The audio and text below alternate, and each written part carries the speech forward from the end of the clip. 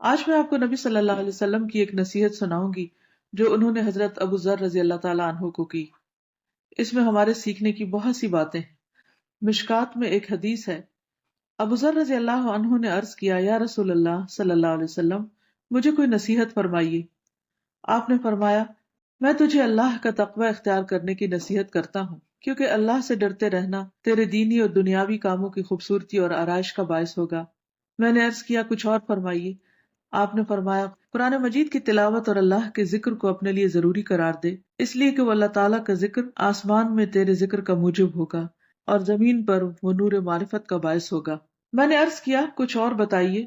आपने फरमाया, तवील खामोशी इख्तियार कर, इसलिए कि खामोशी शैतान को रुसवा करती है और अमर दीन में तेरी मददगार है। मैंने अर्ज किया, कुछ और फरमाइए। आपने फरमाया, अपने आप को ज्यादा हंसने से बचा, इसलिए कि ज्यादा हंस